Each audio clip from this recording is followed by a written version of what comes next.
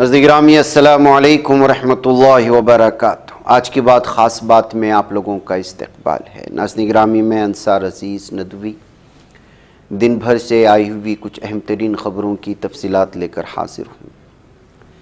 تفصیلات میں جانے سے پہلے آپ لوگوں سے جو درخواست ہوتی ہے اس پر توجہ کرنے کی اپیل کروں گا۔ آئیے پہلی خبر کی جانب بڑھتے ہیں۔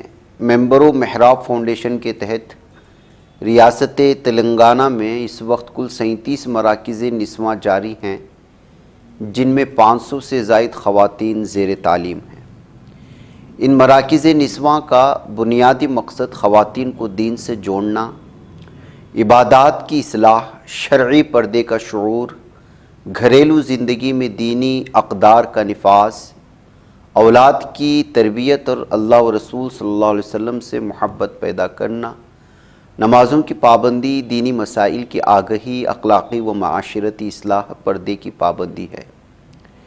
جیسے مثبت اور انقلابی اثرات نمایاں طور پر دیکھنے میں آ رہے ہیں، ان مراکز کو مزید منظم اور مستحکم بنانے کے لیے منصوبہ بندی جاری ہے، اور ہدف یہ ہے کہ ہر ہفتے ایک نیا مرکز قائم کیا جائے۔ اہل خیر کی معاونت سے اس کام کو مزید وسعت دی جا سکتی ہے۔ ادھر ناظرین گرامی، دہلی پردیش کانگریس کمیٹی کے سینئر ترجمان ڈاکٹر نریش کمار نے پرانی گاڑیوں پر حکومت دہلی کی جانب سے لگائی گئی پابندی کو عوام مخالف سازش قرار دیتے ہوئے سخت الفاظ میں مذمت کی ہے۔ ایک پریس بیان جاری کرتے ہوئے انہوں نے کہا ہے کہ یہ پالیسی دراصل حکومت اور آٹو موبائل کمپنیوں کے درمیان ملی بھگت کا نتیجہ ہے، جس کا مقصد ماحول کی حفاظت نہیں بلکہ نئی گاڑیوں کی فروخت کو بڑھاوا دینا ہے۔ سپریم کورٹ نے تاریخی قدم اٹھاتے ہوئے 75 سالہ تاریخ میں پہلی مرتبہ اسٹاف کے لیے ریزرویشن پالیسی نافذ کی ہے۔ اس کے تحت درج فہرست ذات، درج فہرست قبائل کے امیدواروں کو سپریم کورٹ کے نان جوڈیشل عہدوں پر تقرریوں اور پروموشن میں ریزرویشن کا فائدہ ملے گا۔ بنگلہ دیش میں تختہ پلٹ اور شیخ حسینہ کے ملک چھوڑ کر جانے کے بعد سے ہی ملک میں سب کچھ ٹھیک نہیں چل رہا۔ بنگلہ دیش کی کچھ میڈیا رپورٹس کے مطابق ملک میں ایک بار پھر بڑے سیاسی الٹ پھیر کا امکان ہے۔ رواں ماہ کے شروع میں جولائی ڈکلیریشن کی جا سکتی ہے۔ اس اعلان کے ذریعے ملک میں نئے سیاسی نظام کے آغاز کی تیاری بھی کی جا رہی ہے۔ ایسے میں موجودہ آئین کو عارضی طور پر معطل کیا جا سکتا ہے۔ یہ قرارداد گزشتہ سال کے طلباء کی تحریک اور عوامی بغاوت کے بعد سامنے آیا ہے، جس نے اس وقت کی وزیر اعظم شیخ حسینہ کو استعفیٰ دے کر ملک چھوڑنے پر مجبور کیا تھا۔ ہندوستانی کرکٹ ٹیم کے تیز گیند باز محمد سراج نے فوڈ بزنس کی دنیا میں قدم رکھ دیا۔ انہوں نے حیدرآباد میں جوہرفا کے نام سے ایک ریسٹورنٹ کھولا ہے، جن کے نئے ریسٹورنٹ میں مغلئی، ایرانی، عربی اور چائنیز ذائقہ دار کھانوں کا منفرد امتزاج دیکھنے کو ملے گا۔ ریسٹورنٹ کا مینو خاص طور پر حیدرآبادی ذائقے کو دھیان میں رکھتے ہوئے تیار کیا گیا ہے، جو ہر عمر کے لوگوں کو کافی پسند آنے کی بات کہی جا رہی ہے۔ بہار میں اسمبلی انتخابات کے پیش نظر برسر اقتدار طبقہ لگاتار نئے منصوبے کا اعلان کر رہا ہے۔ آج وزیر اعلیٰ نتیش کمار کی صدارت میں ہوئی ریاستی کابینہ کی میٹنگ میں بھی کچھ بڑے فیصلے لیے گئے، جن میں سے ایک ایودھیا واقع رام مندر کی طرز پر سیتا مڑھی میں ماں سیتا کا عظیم الشان مندر تعمیر کیے جانے کا فیصلہ بھی شامل ہے۔ وقف قانون میں ترمیم کے خلاف پٹنہ کے تاریخی گاندھی میدان میں منعقدہ وقف بچاؤ دستور بچاؤ کانفرنس میں لاکھوں افراد سے خطاب کرتے ہوئے کانگریس کے رکن پارلیمان عمران پرتاپ گڑھی نے حکومت پر سخت تنقید کرتے ہوئے کہا ہے کہ جمہوریت کسی کی اکڑ یا ضد سے نہیں بلکہ آئین اور قانون کی کتاب سے چلتی ہے۔ واضح ہے کہ کانفرنس اتوار 29 جون 2025 کو منعقد کی گئی تھی۔ جواہر لال نہرو یونیورسٹی نے غیر ملکی طلباء کے لیے ایک اہم اعلان کرتے ہوئے ان کی فیس میں نمایاں کمی کا فیصلہ کیا ہے۔ یونیورسٹی انتظامیہ کے مطابق اقدام ان ممالک کے طلباء کو راغب کرنے کے لیے کیا گیا ہے جو اقتصادی طور پر کمزور سمجھے جاتے ہیں، نیز اس کا مقصد عالمی سطح پر اعلیٰ تعلیم سے مواقع کو فروغ دینا بھی شامل ہے۔ جھارکھنڈ کی صحت، خوراک کی فراہمی اور قدرتی آفات کے وزیر ڈاکٹر عرفان انصاری نے بی جے پی پر شدید تنقید کرتے ہوئے کہا کہ وہ قبائلیوں کے ووٹ تقسیم کر کے سماج کو کمزور کرنا چاہتی ہے، لیکن ہم کسی بھی قیمت پر اپنی عزت نفس کو گروی نہیں رکھیں گے۔ انہوں نے اپنے ایک سخت بیان میں کہا، ہم نمک روٹی کھا لیں گے، ماڑ بھات چاول پر گزارا کر لیں گے، اگر ضرورت پڑی تو بھوکے بھی رہیں گے، لیکن بی جے پی جیسے دلالوں کے سامنے کبھی نہیں جھکیں گے۔ ادھر اتر پردیش میں اب گنگا ہی نہیں، گلیوں تک میں کوڑا پھینکنا قابل سزا جرم ہوگا۔ ایسا کرنے والوں پر 50,000 روپے تک کا بھاری جرمانہ عائد ہو سکتا ہے۔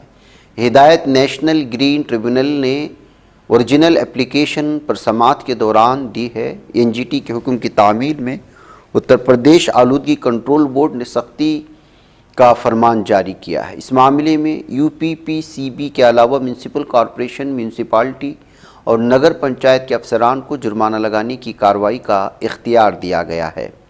منگل کی صبح تمل ناڈو کے شیوکاشی میں پٹاخہ فیکٹری میں زبردست دھماکہ ہوا۔ اس حادثے میں 6 لوگوں کی موت کی خبر ہے، جبکہ کئی ملازم زخمی ہیں۔ جائے وقوع پر راحت اور بچاؤ کا کام جاری ہے۔ ایمبولینس سمیت ہنگامی خدمات کی ٹیمیں موقع پر پہنچ چکی ہیں۔ ہماچل پردیش کے منڈی ضلع میں پیر کے شب سے جاری موسلادھار بارش نے بڑے پیمانے پر تباہی مچائی ہے۔ کرسوج اور دھرمپور سب ڈویژنوں میں بادل پھٹنے اور اچانک سیلاب فلیش فلڈ کے واقعہ سے کئی گاڑیاں بہہ گئی ہیں، مکانات منہدم ہو چکے ہیں، معاملاتی زندگی درہم برہم ہو گئی ہے۔ کرسوج کے پرانا بازار، کٹی، برل، ممیل، بھیال علاقوں میں پانی نے زبردست تباہی مچائی، جہاں ایک شخص کی موت واقع ہوئی اور 25 سے زائد افراد کو محفوظ مقامات پر منتقل کیا گیا ہے۔ بہار میں اس سال ہونے والے اسمبلی انتخابات کو لے کر سیاسی سرگرمیاں کافی تیز ہو چکی ہیں۔ ریاست کے سابق نائب وزیر اعلیٰ اور آر جے ڈی رہنما تیجسوی یادو بھی مسلسل انتخابی مہم میں لگے ہوئے ہیں، عوام کے درمیان پارٹی و اتحاد کا ویژن پیش کر رہے ہیں۔ انہوں نے ایک انٹرویو کے دوران وزیر اعلیٰ عہدے کے لیے اپنی دعوے داری پیش کرتے ہوئے کہا کہ ان کی حکومت بننے پر بہار میں ترقی کی ہوا بہے گی اور اسے اسکاٹ لینڈ جیسے شہر کے طور پر بنایا جائے گا۔ ادھر تلنگانہ کی ضلع سنگاریڈی کے پشمیالارم صنعتی علاقے میں ایک فارماسیوٹیکل کمپنی سگاچی انڈسٹریز میں ہوئے خوفناک دھماکے میں ہلاک ہونے والوں کی تعداد بڑھ کر 34 ہوئی۔ پولیس کے ایک اعلیٰ افسر کے مطابق ملبہ ہٹانے کے دوران مزید لاشیں برآمد ہوئیں، اس کے بعد ہلاکتوں میں اضافہ دیکھا گیا۔ راجدھانی دہلی میں عمر پوری کر چکی گاڑیوں کو لے کر سی اے کیو ایم کے حکم کے بعد محکمہ ٹرانسپورٹ ایسی گاڑیوں کو پکڑنے کے لیے مستعد ہو گئی ہے۔ یہاں منگل سے 15 سال پرانی پیٹرول اور 10 سال پرانی ڈیزل گاڑیوں کو ایندھن نہیں ملے گا۔ محکمے نے حکم جاری کر کے سبھی پیٹرول پمپوں پر ٹیمیں تشکیل دے دی ہیں۔ اس میں محکمہ ٹرانسپورٹ اور ٹریفک پولیس اور دہلی میونسپل کارپوریشن کی الگ الگ 350 ٹیمیں تعینات رہیں گی۔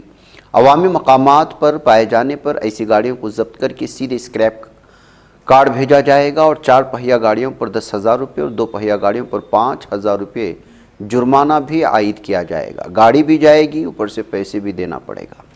مانسون کے پورے ملک میں پہنچنے کے بعد ہو رہی بارش سے کئی مقامات پر عام زندگی درہم برہم ہو کر رہ گئی ہے۔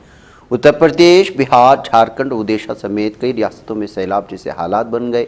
ہندوستانی محکمہ موسمیات نے مدھیہ پردیش، اتراکھنڈ اور ہریانہ میں سیلاب کے خطرے کی وجہ سے الرٹ کیا ہے۔